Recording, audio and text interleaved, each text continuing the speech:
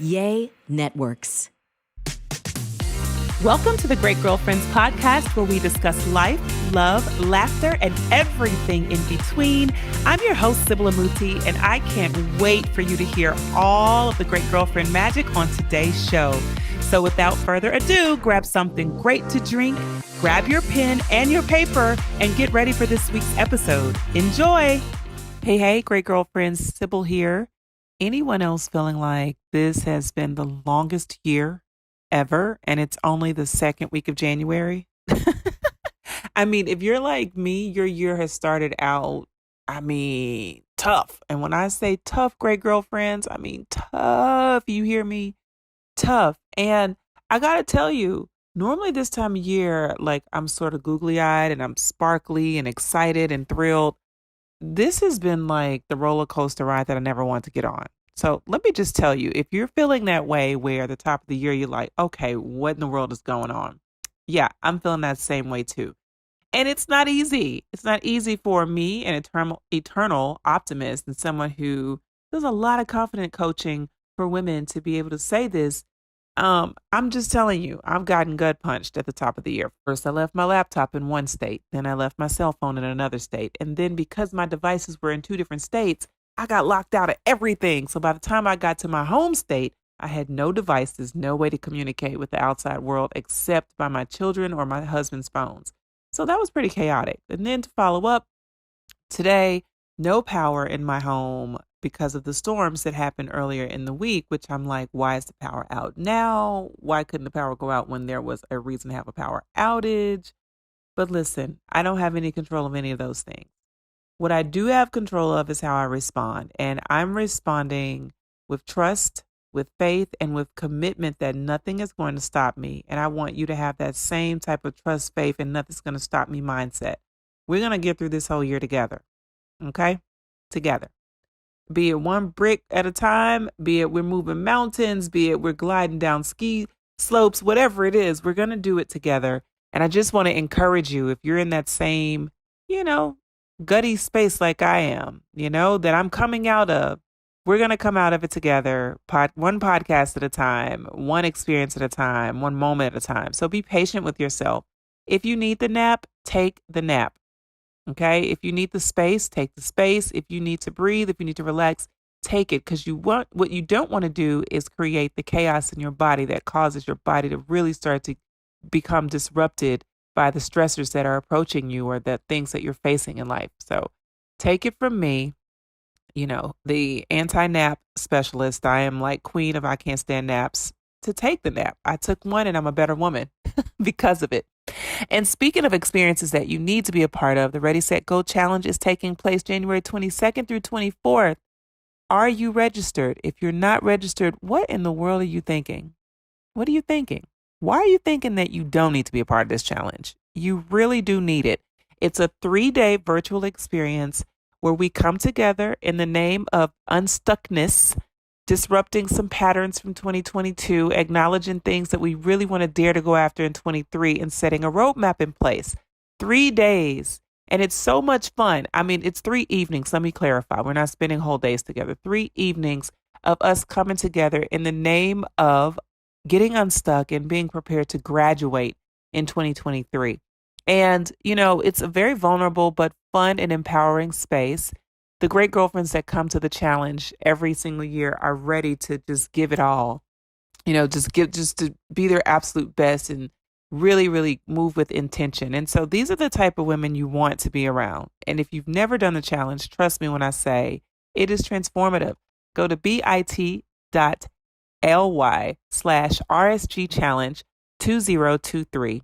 That's bit.ly/RSG challenge 2023. And get registered now. Okay. So for this week's episode, we are back at the Doers and Disruptors Conference. I am so excited because this episode is about motherhood and healing and how the two go hand in hand. I won't give it all away, but I will tell you that there will be some tears. And I want to encourage you to share this episode with another great girlfriend. There was a mic takeover by my great girlfriend, KRISTEN Pope. And alongside KRISTEN Pope is ATOYA Burleson and CECILIA Nelson Hurt. And when I tell you their stories of motherhood, healing, and harmony are so transformative for you. Even if you're not a mom, this is a conversation that you want to share with your mom or someone who plays a mom figure in your life. All right, so enjoy this week's episode of the podcast, Great Girlfriends. I cannot wait to see you inside of the Ready, Set, Go Challenge, January 22nd through 24th. So that's coming up fast. You have got to get registered. bit.ly/RSG Challenge 2023. All right, I'll see you inside. Love you. Enjoy the episode. KRISTEN is going to moderate a beautiful conversation about motherhood, creating harmony and healing. We've invited two moms to come and have this conversation with her intimately. You will love them both and adore them for what they bring to the table. First, I want to bring up Cecilia Nelson Hurt. Come on over, Cecilia. And y'all may wonder why I'm doing this from over here, because my feet are hurting. Keeping it 100. Cecilia. And then we have my great girlfriend who's the founder of the Inside Lines podcast, and she's a mom influencer, ATOYA BURLESON. Come on up, ATOYA. When you say you love me, all right. It doesn't matter. Ladies, you take the stage. I'm turning my mic off. Enjoy. This really is the best seat in the house because I get to look out at all of you all, and you all are so gorgeous. Like, this room is so gorgeous. It's so vivacious. So thank you for the smiles and all that good stuff. I am so thrilled to be joined by two great girlfriends, like fully meeting y'all. Y'all know we're like 6 degrees of separation, but we're connected. So it's Absolutely. Like great to be here for real together in conversation.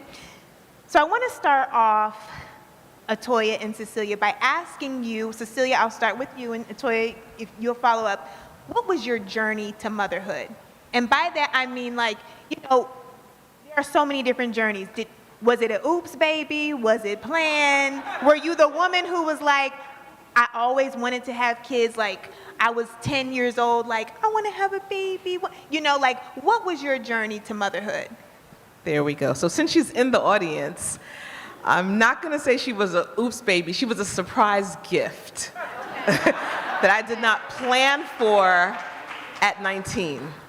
But, you know, I knew I always wanted to be a mom. So I was the kid who played with loads of dolls. I always played, you know, house and being, you know, I always knew that I would want to emulate motherhood. The shows I watched, you know, there was a wife, there was a mother. So I always had this image of what motherhood would be like, and it wasn't that. I'll just say that, right? And so my journey to motherhood was really a journey to me, because I am not the mother that my mother was, nor the mother that my grandmother was. So I think I've become the best mother that I can be for my daughter, and it's an evolution, and it's still evolving. So motherhood for me, my mom, she was a stay-at-home mom, so I always saw her in the home. And I thought to myself, because I was very adventurous, I'd love to go out and do things, and I said, I don't want to be that. I don't want to stay at home. I want to go out and do things. And that was just my personality. But it's so interesting, once I had my son, it all changed. And we had moved to Minnesota. My husband was working. And once I had him, I thought, oh my gosh, I know no one here. I can't leave him. And it completely changed my mindset, you know. And so to piggyback off of what you said, you don't know until you're in it. I think everybody's motherhood journey is different. And you couldn't have told me that I would be at home with him, as well as my other two after that. But I stayed at home with them for a while, and I always tell my mom, like, I get it now. Thank you, you know?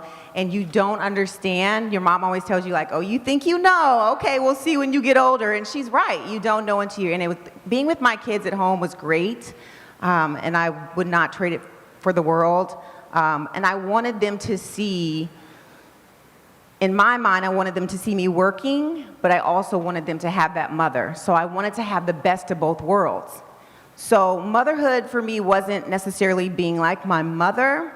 It was still keeping my authenticity, but then also being the best mother I could to them. I love what you talk about ATOYA, when you talk about, like, you saw a model and you were like, I don't want to be that, but you really don't know what that is until you're in it. Absolutely. You know, and one of the things that I have found about being a mother, and this is going to go into our next question about womanhood.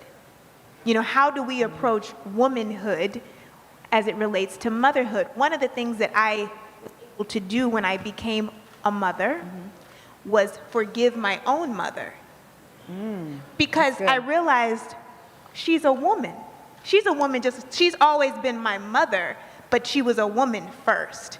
And so one day my daughter's gonna have to forgive me for whatever. You know what I mean? We lay the title motherhood over womanhood, but it's like, but my womanhood didn't go away. So how do you, Cecilia, approach motherhood as it relates to your womanhood? You know, that's such a good point, because we think we can't be both at the same time. We think, oh, if I'm going to be the mother, then I'm going to focus on being this mom.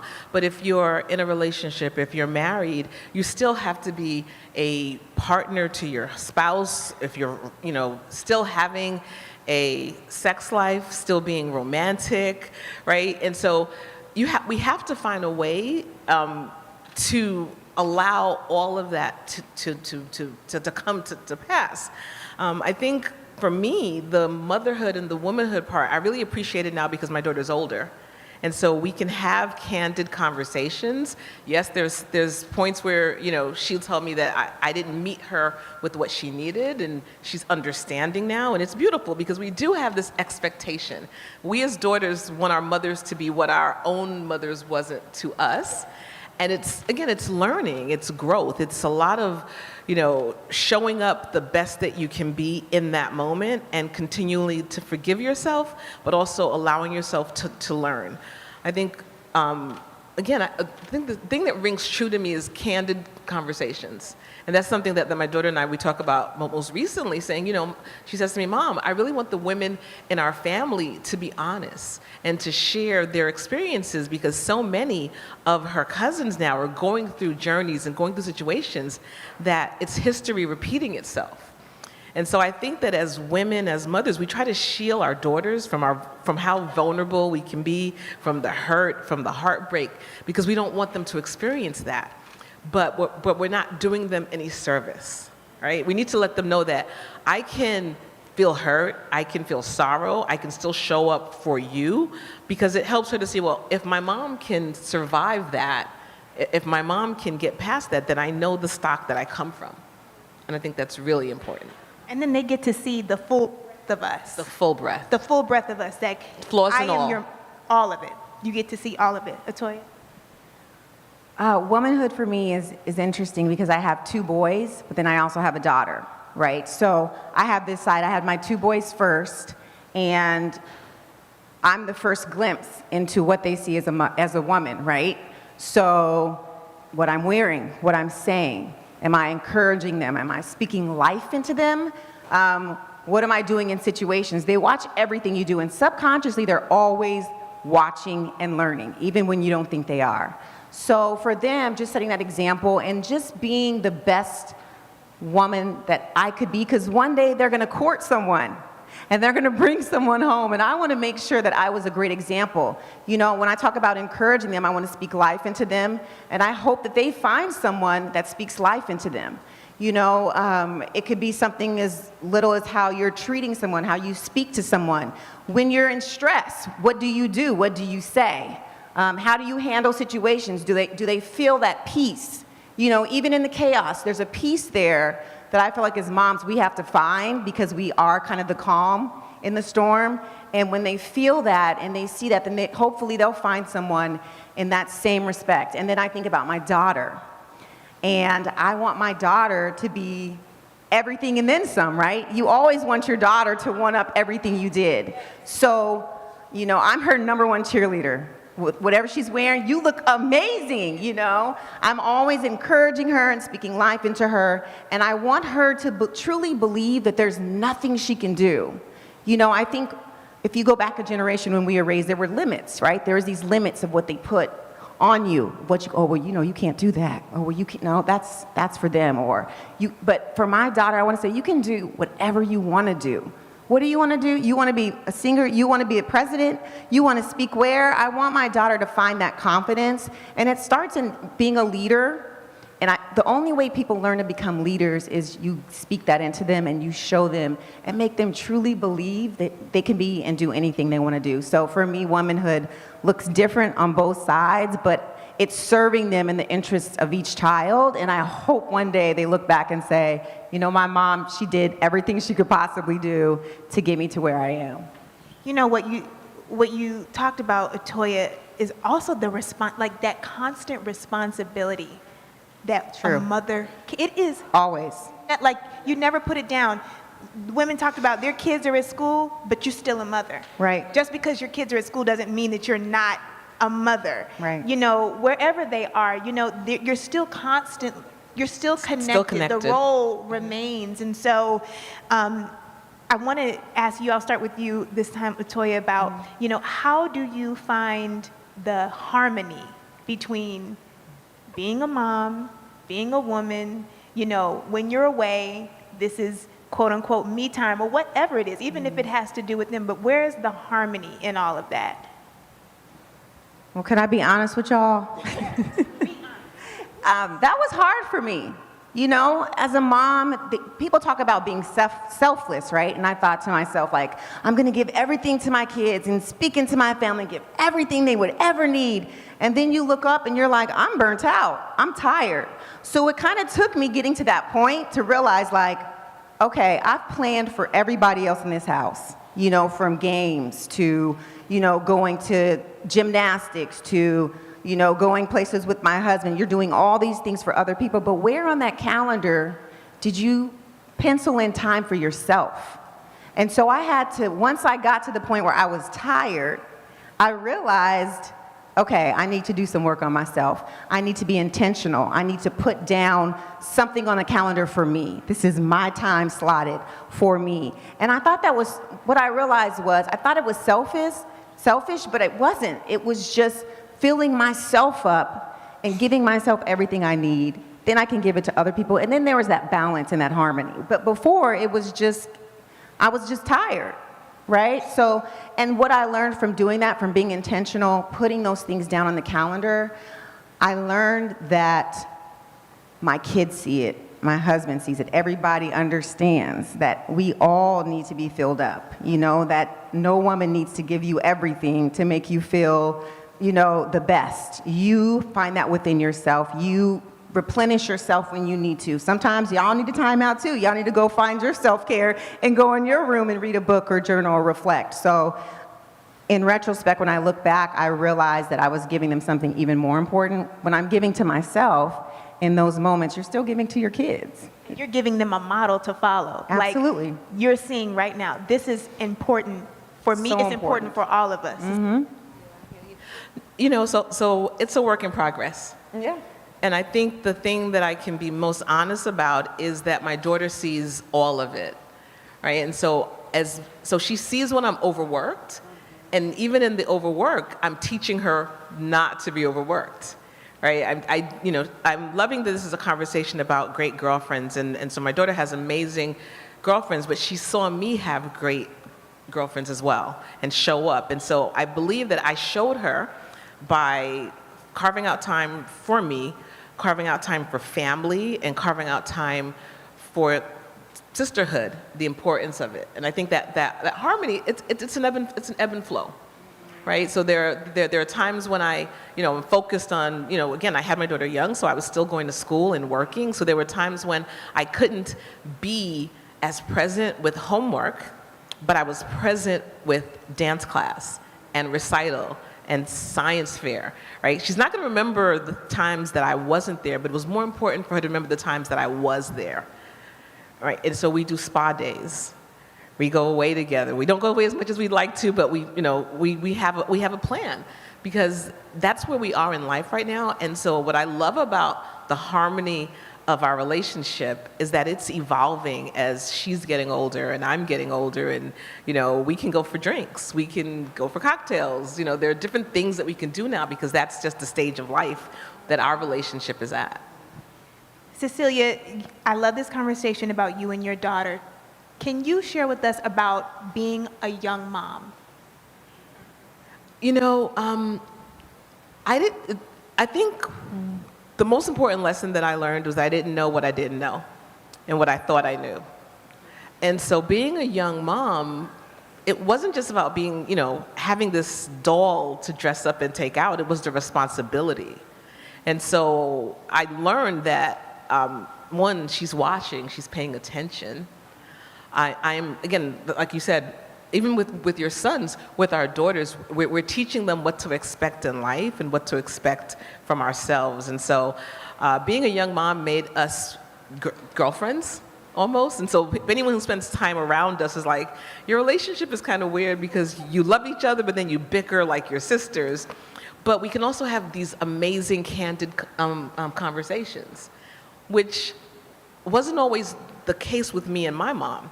Right, because my mom is from Panama, and if anyone has a Caribbean or Hispanic or any Black mom, right?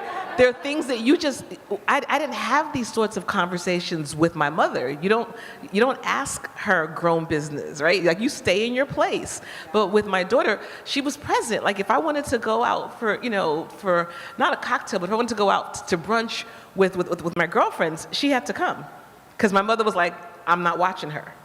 Right? And so that just meant that my daughter was being exposed to different things.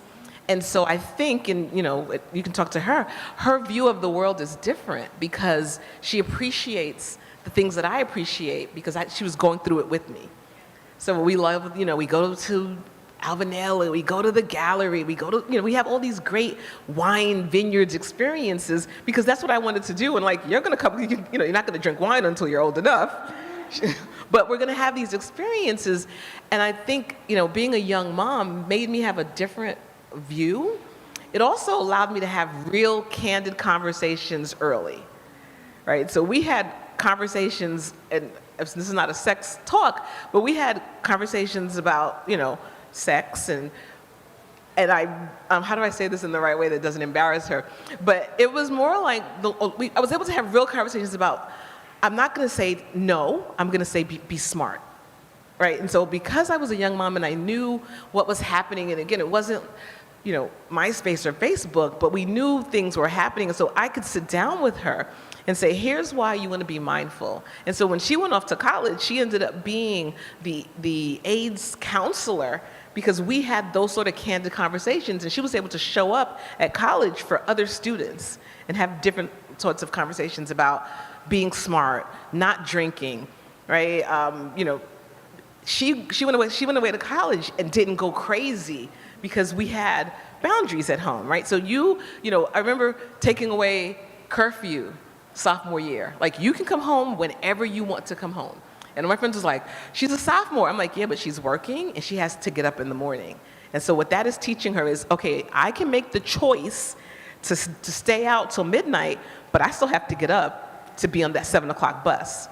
And so it taught her a work ethic that I see now in the way she lives her life and handles her business. Cecilia, there's a theme with you, candid conversations, yes, and how important that is. Did you, ATOYA, did you have candid conversations with your mom? No, and it was interesting because I'm listening to you and I think back to, like I talked about that generation before, you really didn't talk about certain things. It was just a don't do it. Or, oh, you see so-and-so coming here, she did, it was just like there was always this judgment, right? And I agree with you 100% with my daughter. She's 11, she just started 6th grade, so I have a little ways to go.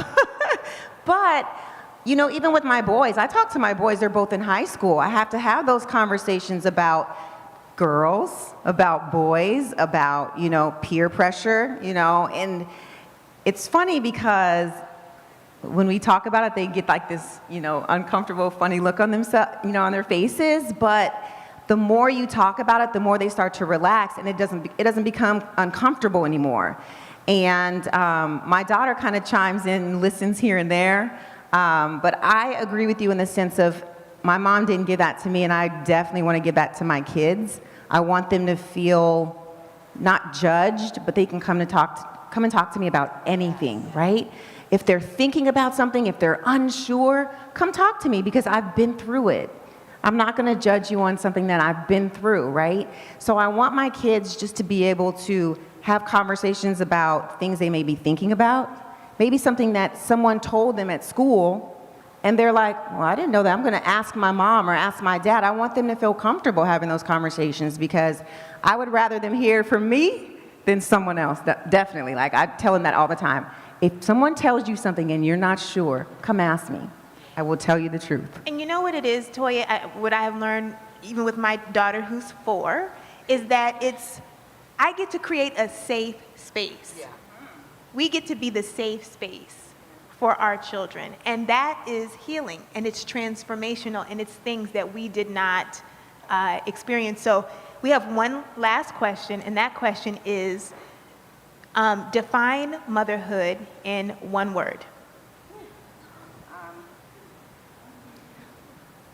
Motherhood in one word, I would say, it's one word, but it's complex. I would say multidimensional. I feel like as a mother, we give so much of ourselves, and we give so much to each kid. They all need different things. We fill their cups up, we fill our husband's cup up. We have to speak into their lives. We have to make room for not just our kids, but sometimes their friends, right? Motherhood runs deeper than just our kids. I have kids over my house all the time now because they feel comfortable. They can have conversations with me, we can talk. So motherhood is you find these depths in your heart that you give so much of yourself to so many. And from your husband to their friends to your family, being a mother or being a mother and a woman in general is there's this multidimensional depths that you carry with you, and you can go deeper that you didn't even know you had inside of you. So I would say multidimensional for me is what I see as a mother. Cecilia? I'm going to use 2 words. Sorry. Uniquely yours, right? My motherhood journey is not Cherie's journey, it's not Kishana's journey, it's not Sybil's journey, not your journey. And I don't want to measure my motherhood walk by your walk because I will always fall short. There's always going to be, and particularly in the tile era, right, the social media tile, I can't measure what type of mother you are by the lovely picture that you posted of you and your 6 kids all dressed in the same. No, that's not real. And I wish people would normalize having real conversations because it's making people feel like they're falling short. And so I think the acceptance that it's uniquely yours, the good, the bad, the indifference, is important, right? Because then that means that I'm going to be the best, and I love that you said the same thing, right? We're going to be the best mom that we can be, while yes, there are books, but there's no real textbook because every child is different. And while I only have 1 child, I have friends who have more than 1 child, and you can't parent all your children the same way. And so you can't show up as, while it would be lovely to be clear, I'm Huxtable, right? Because that was what was on when I was growing up, but that's not reality. And so giving yourself permission to be the best mother that you can be, to show up in the best way that you know how to be in this moment is key. Thank you, ladies. I will end by saying, thank you, ladies. Thank you for being honest, open, transparent, vulnerable, and for sharing your motherhood journeys, for being amazing mamas, for showing it your way, for it being uniquely yours, multi-generational. Thank you so much, and cheers to all the mamas in the room, the women who want to be mamas, wherever you are on that journey. Cheers to you. Thank you. All right, great girlfriends, did you enjoy this week's episode of the podcast? If so, would you please give us your amazing review on iTunes? Every single review helps another great girlfriend get plugged into the podcast and the community. Speaking of community, make sure you join our Facebook group at The Great Girlfriends, follow us on Instagram at The Great Girlfriends, and on Twitter at @the_great GFS. I'm Sybil Amuti, and I'm out. Peace.